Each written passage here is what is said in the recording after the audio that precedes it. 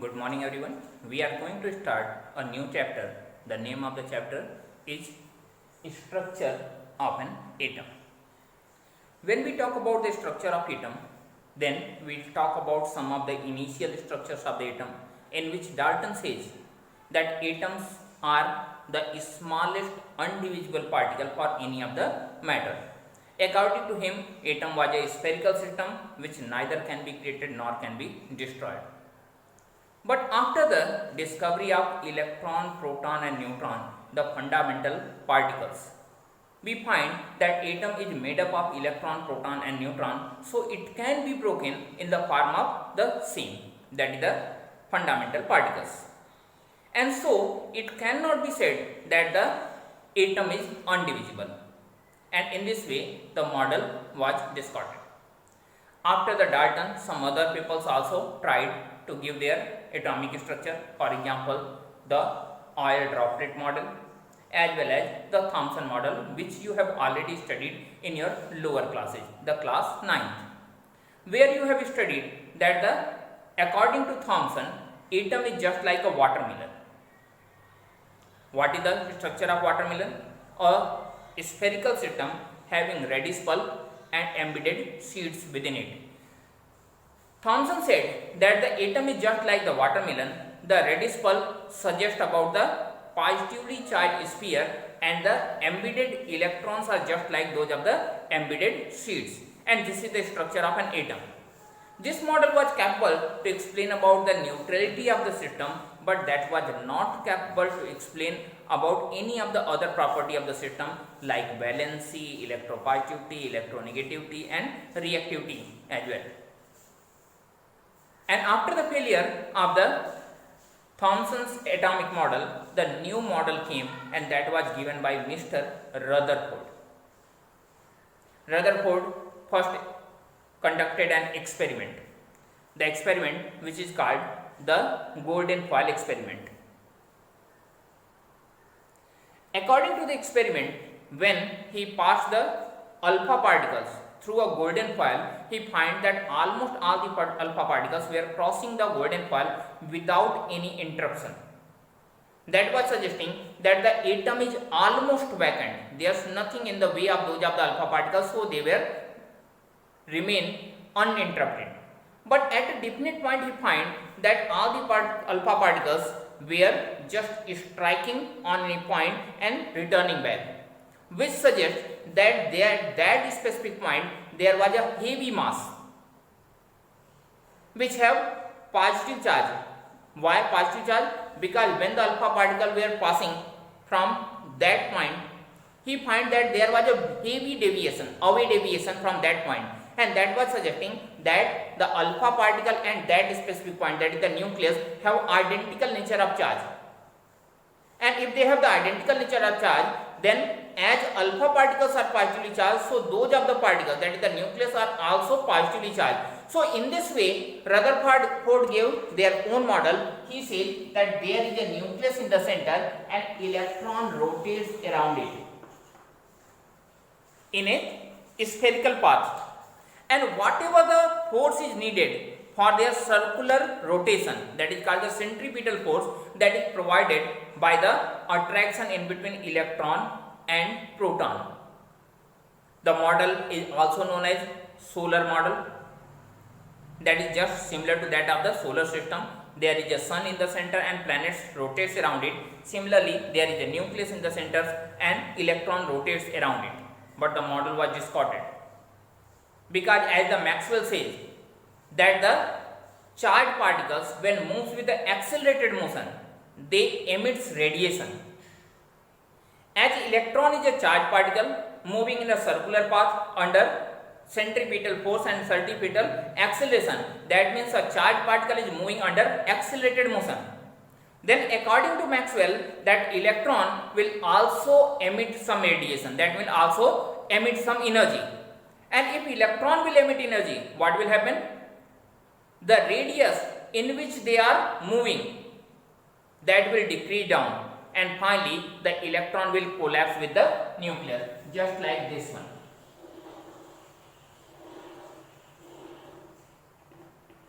and this will take a very small time. That means according to Rutherford, the atoms are not very stable, because this is very small time which is needed for such type of collapse. But we know that the atoms are very much stable. Then how we can explain the stability of an atom?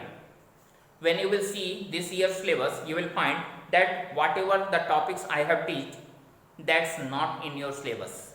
We will have to start with the Bohr's atomic model, and this is the reason I have just covered these of the topics as short as possible. So now we are going to start the Bohr's atomic model.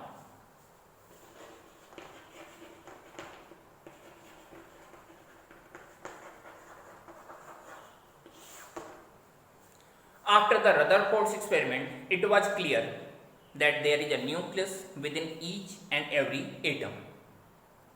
That means the nucleus is compulsory in all the models. So according to that, every scientist tried to develop their atomic model, that there is a nucleus in the center, and whatever the position of the other particle is there, that must be around that nucleus. So Bohr says that there is a nucleus in the center and electron rotates around it in different discrete orbitals. What are the discrete orbitals? When we study about the discrete orbitals, it means the orbitals having very much specific energy. Then first of all, how he imagined that the orbitals are discrete? He imagined the discrete nature of orbital on the basis of the discrete nature of energy. And that discrete nature of energy was discussed on the basis of the nature of light. According to Bohr, energy is discrete. First of all, I am trying to explain that what is the discrete energy and what is the regular. What is the discrete value and what is the regular value. When you will see such slopes, you can see at your home for your vehicles को नीचे से ऊपर चढ़ाने के लिए इस तरह के slopes घरों के सामने बना दिए जाते हैं. In this slope, you can stand at this point, this point, this point, this point. That means anywhere on the slope you can stand. या फिर ऐसे झूले होते हैं जिस पे आप बैठ के यूं स्लिप करके नीचे आते हैं. That at any point you can stop, at any point you can start, at any point you can stay. But when you will see the next one, that is the steps.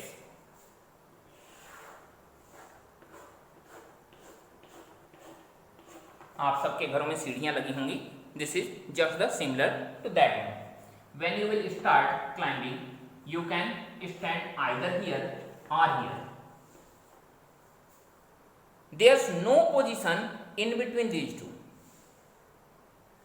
If you try to stand somewhere here, that's not possible. If you will stand here either or you will stand here, you can't stand in between these two. If you are considering that the height of one step is 1 unit, then you can stand at 1 unit, 2 unit, 3 unit, 4 unit, 5 unit, 6 unit. That is the integral multiple of 1 unit. You can't stop in between two integral values. That means the fractional unit height is not possible in this condition. But in this condition, any value is possible. Then this is the discrete value. This is the regular value. When you are seeing the water, liquid, how much liquid you can take? You can take any amount of liquid. 1 ml, 1.005 ml, 1.006 ml, or even smaller variations. But when you are trying to find the number of students in the class, what is the minimum number of students? That is 1. So always the number of students in any class will be integral multiple of 1. That is 1 student, 2 student, 3 student, 4 student, 50 students, 100 students. That is possible. But if you are considering that 50.5 students or 10.75 students, can you assume such condition? The 10 complete student and half student. Half student क्या होगा? सिर्फ कमर के ऊपर का हिस्सा लेके आ गया कोई? That such condition is not possible. You knew well. So the number of student is a discrete value that cannot survive in fractional, but the amount of liquid is always a regular value. So in any of the value, if all the values are possible, in any of the thing or any of the calculation, if all the values are possible in between two definite values, then that will be called regular, and this one is called the discrete. Then this is the difference between discrete and regular. So Bohr says that the orbitals are discrete. Then what is the difference between discrete and the regular orbital? Rutherford says that the electrons are rotating in between the regular orbitals, and Bohr says that they are rotating in the discrete orbitals. Then what is the difference? I am trying to explain with a simple example. Let's consider that there is a ball. You are trying to hold it on these of the two different conditions. The first ball is here on the regular value. You just put it as carefully as it's possible, and when you will leave it, what will happen?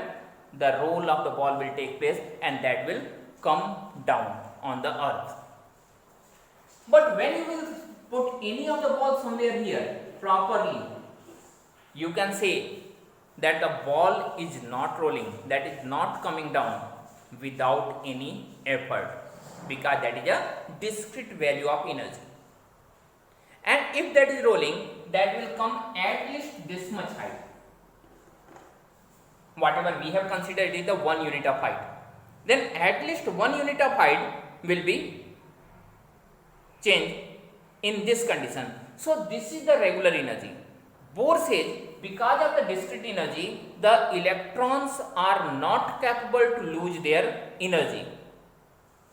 And as they are not capable to lose their energy, they are stable in their orbitals, and this is the reason the atom is stable according to Bohr, which was not explained by Mr. Rutherford, and as a result, in the case of the Rutherford, the electrons were regularly losing their energy, and as a result, finally, the electrons were collapsing with the nucleus. Then this is the major difference between the Rutherford and Bohr's atomic model. So on what basis Bohr says that the orbitals are discrete? He says that the energy is discrete. That means energy survives in the packets of energy. He says that the smallest packet of energy is called quanta, and always the energy is in integral multiple of that quanta. As the energy is discrete, so the orbital will also be discrete. So first we will have to study about the particle nature of the energy, about the particle nature of light. So we will study about the nature of light, and on the basis of that we will study about the property of the Rutherford's atomic model. So in the next topic, in the next class, we will study about the nature of light. Okay, I think it was clear that how the Bohr's atomic model can explain the stability, and how the Bohr's atomic model was better than the Rutherford's atomic model. Next, or the remaining part of the chapter will be in the next video. Till then, bye. Thank you.